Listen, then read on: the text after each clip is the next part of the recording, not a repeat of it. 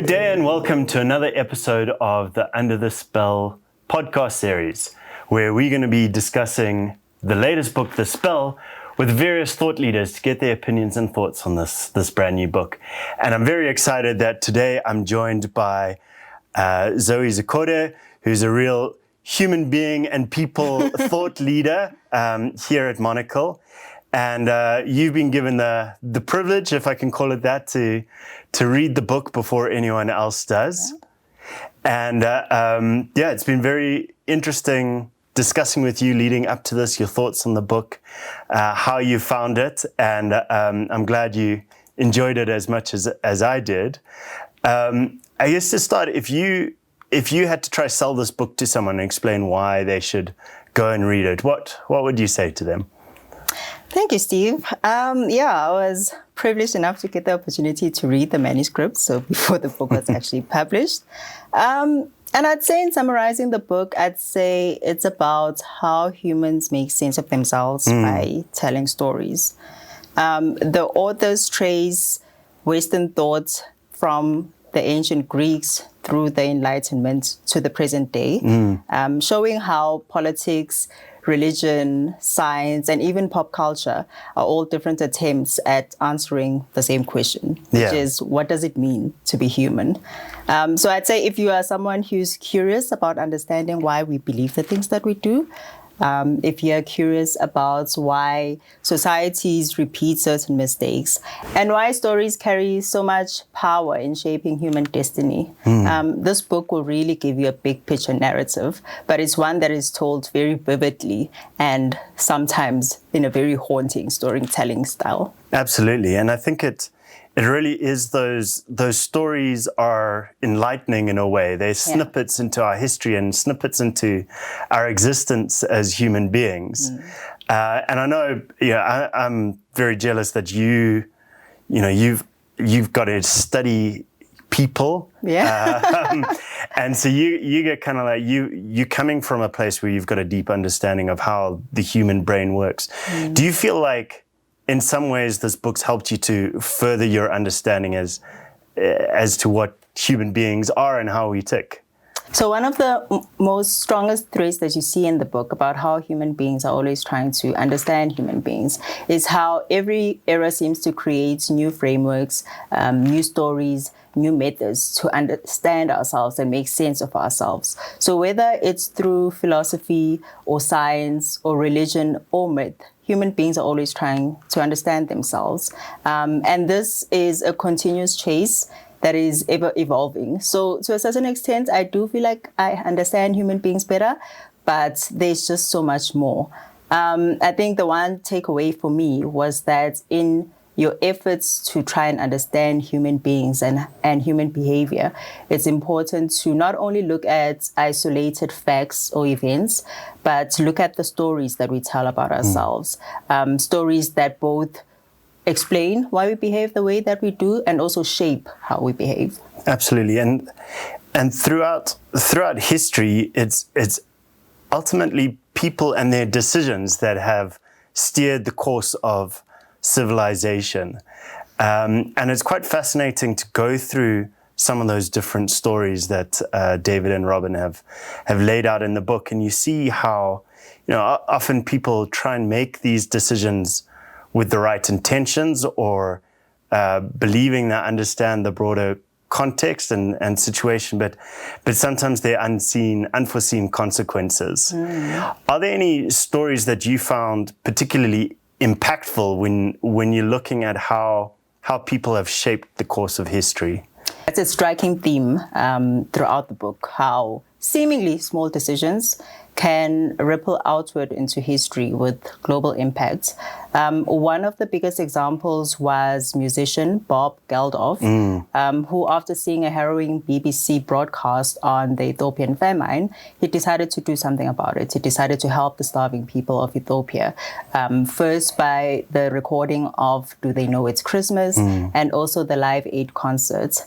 And the impact, was that within months, the initiative had raised millions of dollars, and it also mobilized unprecedented global attention on famine relief. Another example was of Dr. Li Wenliang, who's a doctor in Wuhan.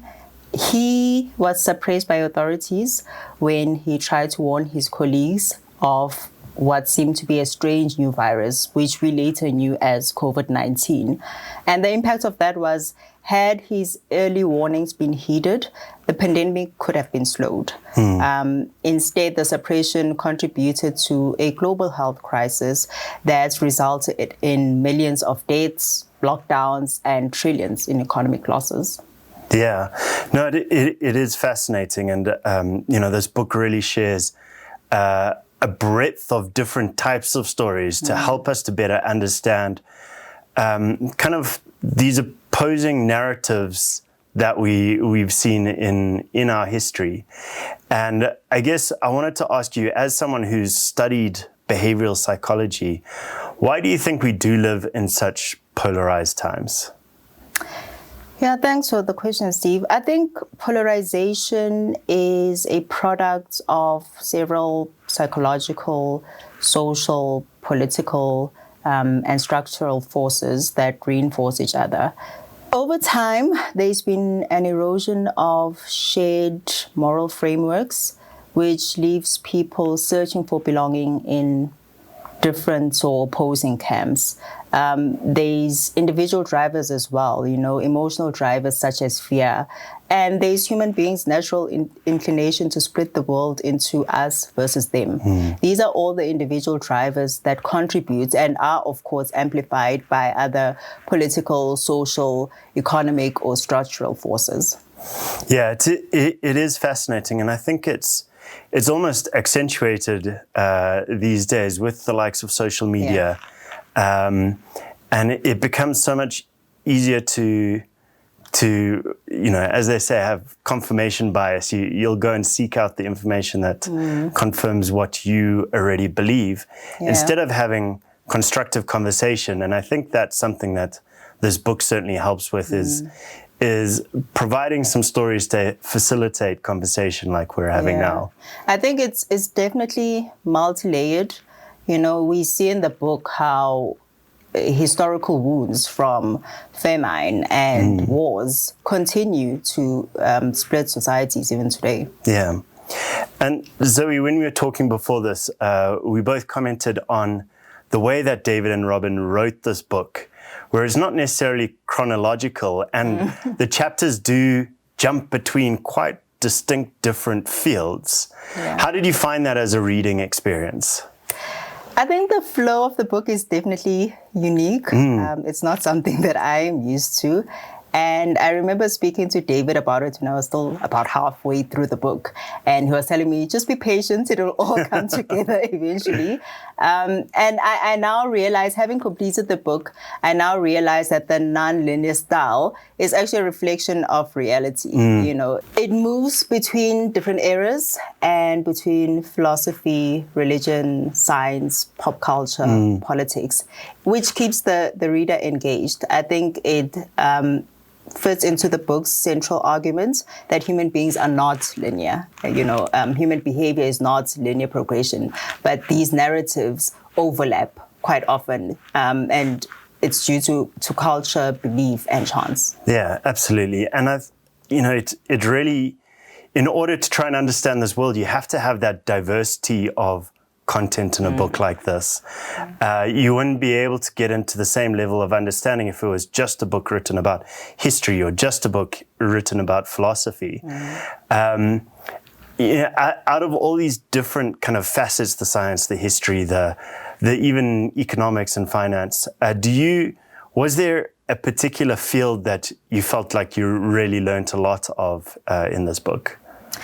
Yeah, so I must say I actually enjoyed the multidisciplinary approach, bringing together the philosophy, the science, the religion, the history. I found it refreshing, and I was able to draw lessons from different disciplines. One example for me was I have a special interest in religious studies, so it was just interesting to see how beliefs can drive one or influence acts of great compassion or acts that are of catastrophic cruelty. One example is of the Irish famine, where mass starvation was justified by belief, by saying that it's a form of divine punishment instead of a crisis that needed attention and that needed to be solved. Another interesting observation for me was how power dynamics and political struggles have been constants across history.